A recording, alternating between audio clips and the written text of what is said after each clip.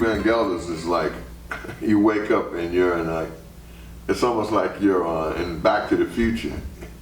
And you got what was that, a Lamborghini? That car, and you go back into 1955, 56, you know, and you come to New Jersey, and you see this amazing space with these amazing artists. You know, I never thought I would record there, but it just happened organically, you know. It was something that I would have thought about doing, but who knew that during COVID it would be available.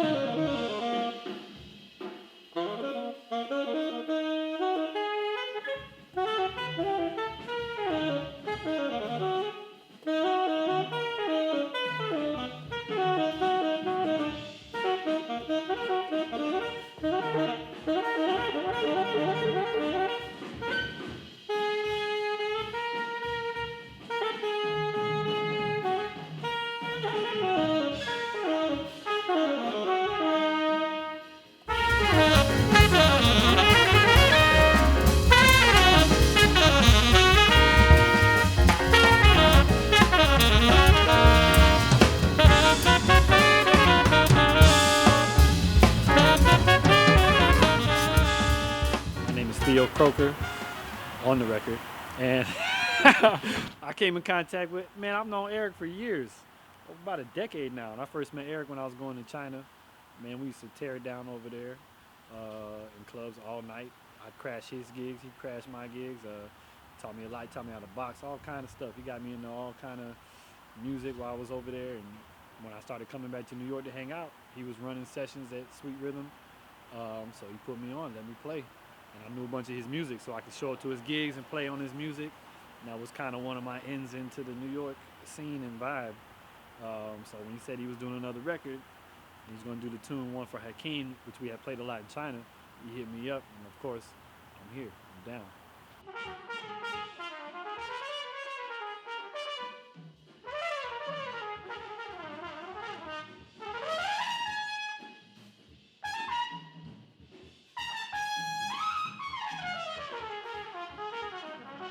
We lost a lot of great musicians, and this pandemic was not a joke. We lost Wallace Roney, who I feel so, you know, he was tight with Arthur Rames. They used to play together back in the day. So I'm on a record with Wallace, playing on Clifton Anderson's record, but I wanted to record with Wallace. It never got to that point, you know, that I said, hey Wallace, I'm doing a record. I'd like for you to play with me. I've had Keon Howell on my records, Gift and Jellin. Now I got Chris Lowery and Theo Croker, Dwayne Eubanks. I'm on the records with Jeremy Pelt. There's a lot of trumpet players that I played with, Josh Evans, on records with, you know.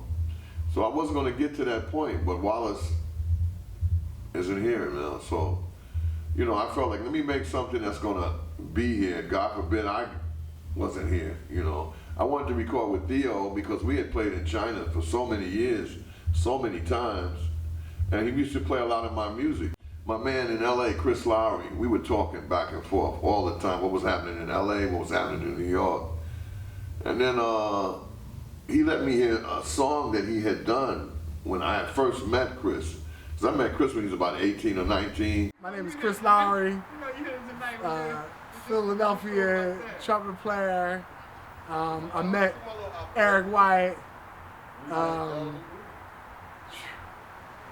I had to say, maybe I was about 18, 19 years old when I met Eric.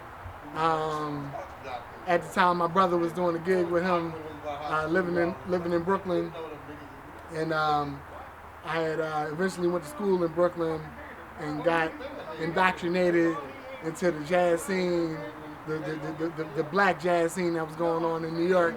And Eric Wyatt, who we all know as the mayor of Brooklyn, took us in and always gave us the platform to try to cultivate our skills on.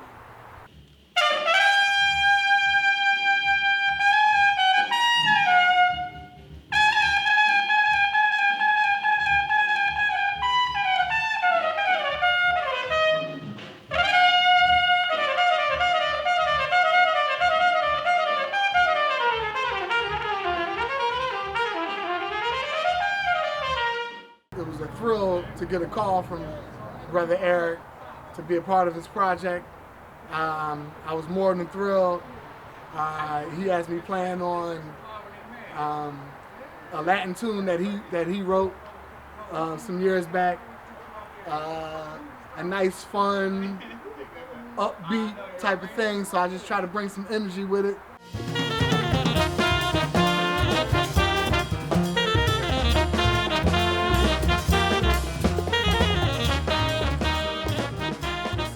Tain, who's from Philadelphia, McCoy Tain composition, Contemplation, which we put a little spin on it.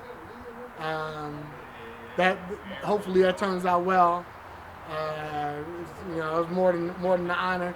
He had a couple other Philadelphia musicians on there, Mike Boone and his son Mekhi, and one of my originals, something that I wrote when I was going to school in Brooklyn, way back in the day, with my brother, who's a drummer, and this other cat, Kwame, my boy Kwame, and we came up with this little tune, a nice little funky vibe out thing. And we came out with this years and years and years ago. Eric took a liking to it, and so now here we are, full circle, recording it on his project. So I couldn't be happy enough.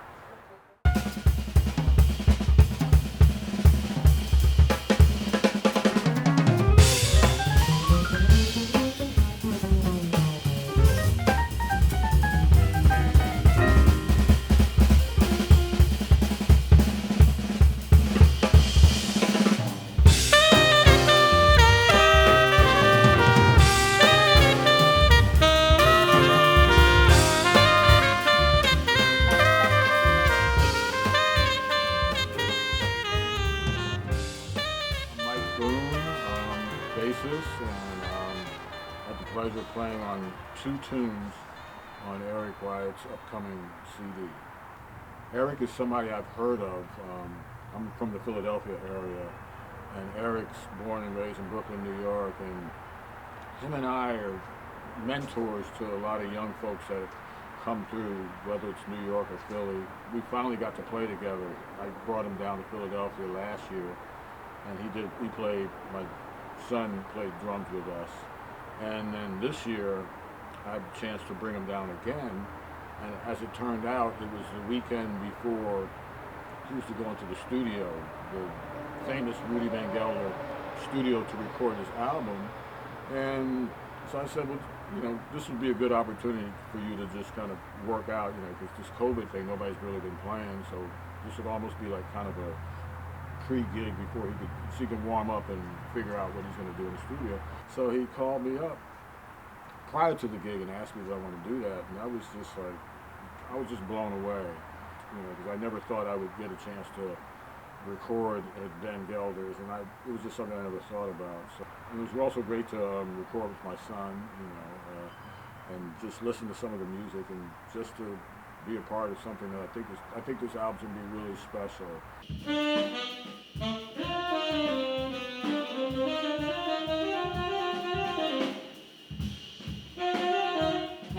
I met Mekhi with his father. I heard him play at Smalls when he was either 7 or 8. He sat in with his dad. Him and his dad remind me of me and my dad, although I didn't play with my dad. But I thought when I used to see him with his son, I said, what an amazing thing it would be to have them record. In the back of my mind, I was saying, man, what a great history or story to tell if I would have been able to record with my dad. So since it wasn't able to happen for me, I figured I could do that and give it to him and his son. My name is Mekhi Boone. I'm a drummer, 14 years old, and I'm playing 2 tracks on Eric Wyatt's upcoming CD. This was only like me and Eric's 3rd time only playing, so it's very cool. It was nice to be in the studio. It's a dream to play here. A lot of legendary records were made here, so it was a great experience. But yeah, it was fun. It was nice to meet my hero, Tain. He's also playing on the record. So yeah, it was a good experience. We didn't really talk about drums, really. We just talked about like life experience and like he's a really funny guy too. So we just crack jokes or whatever. You know, it's really fun. He's really extremely nice. So it was I can't explain it. It's just a good dude.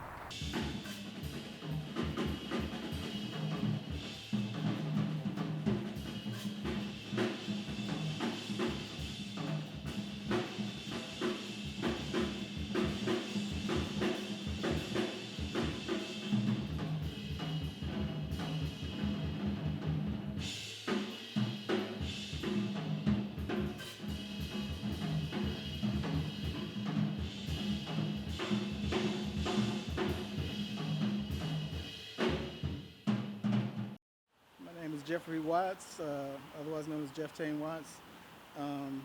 You know, I feel like Eric's the type of dude that I feel like I've known him for a long time. He just like feels like my cousin or something like that. But you know, we've been talking about playing for years now, and I'm just glad that we're finally starting to do it.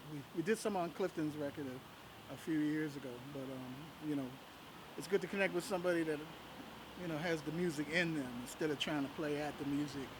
The music is a part of him and just somebody that comes from a soulful place, instead of so much of a scholastic place. But it's a real pleasure to be here with all these brothers, and I'm grateful. I was speaking with somebody and they said Jeff plays like a fullback, or it was an ironic way to speak of him because he's a football fan of the Pittsburgh Steelers. And I'll just say, yeah, he pushed me in a way that I've never been pushed by drummers. I've used a lot of energetic, creative drummers. I like a lot of rhythm against me. It's like I'm in a ring, and it kind of, boxing analogy.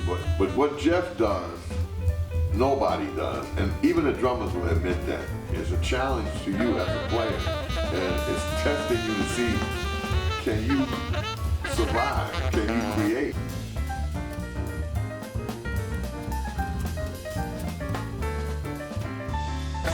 It's always a pleasure to play with the great Jeff Tain Watts.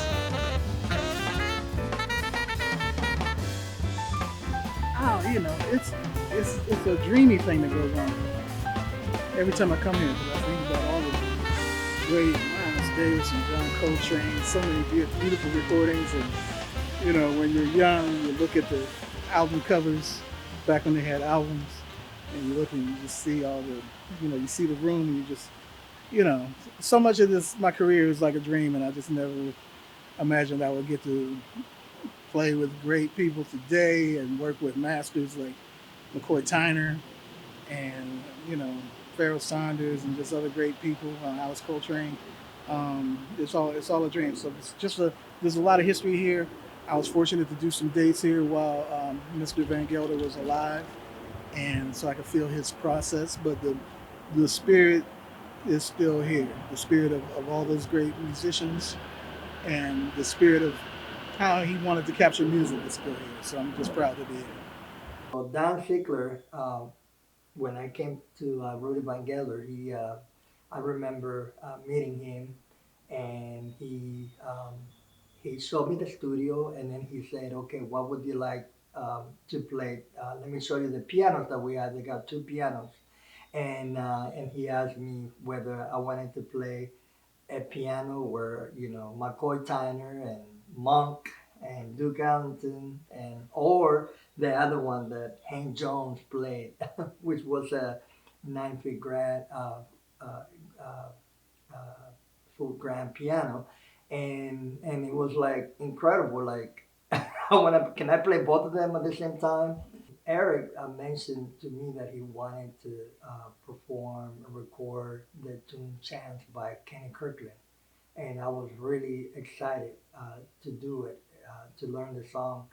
Kenny Kirkland is one of my favorites, and in fact, I had the honor to meet him in Los Angeles because I'm from Los Angeles. Well, that's written by one of my greatest friends and mentors and everything. Somebody that was everything to me. The great Kenny Kirkland from Brooklyn. And I just remember recording it. You know, it has like a soulful feeling, but at the same time, it's very, very modern. And you know, I just remember like trying to hold on to the structure of the tune. I think I was counting too much as opposed to just feeling how the song goes. You know, anything by Kenny Kirkland has a special place for me. I've watched and listened to Eric emerge as one of the premier saxophonists out here in this music right now, in my opinion, because he's really developed over the years. He's developed his own sound, you know, his own approach to the music. I can recognize him whenever I hear him perform. And it's really a great thing to see that happen. So he's one of the people carrying the music. Perhaps this final act was meant to clinch a lifetime's argument that nothing comes from violence and nothing ever could. For all those born beneath an angry star, lest we forget how fragile we are. On and on, the rain will fall like tears from a star, like tears from a star. On and on, the rain will say how fragile we are, how fragile we are.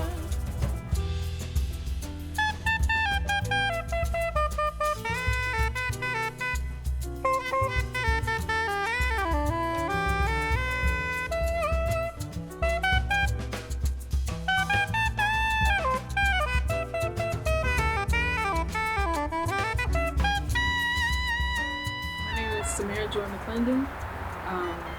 I'm singing on the song "Fragile" for Eric Wyatt's latest record. That's all. And possibly "Say Her Name," which is a song he wrote dedicated to Breonna Taylor. So it's funny. I just found out this past Thanksgiving that Mike Boone and Mekhi, bass and drums, they're my cousins by marriage. So when they were brought onto the project, Mike spoke of me to Eric, and then Eric called me and offered me the chance to do something, to sing a song on the record. So that's how the connection was made through my cousins who are also on the project. And Samara just became a blessing in disguise because I didn't know she was related to Mike, but after we recorded "Fragile," which I was going to do as an instrumental, Mike mentioned, he says, "Yeah, you know, my cousin, the singer," he told me who she was. I said, "Really?" And I started thinking, wow, maybe I should ask her to sing "Fragile." And this Breonna Taylor thing I wrote, it just kind of came to me like I wanted some vocals on it, but I didn't have any kind of words that I could lyrics. So I asked her, could she sing Pain and Hurt? Think of Pain and Hurt. She knew the story about Breonna Taylor. She's a young black woman. She can relate to that. The possibility of singing a song in dedication to Breonna Taylor is kind of heavy because it's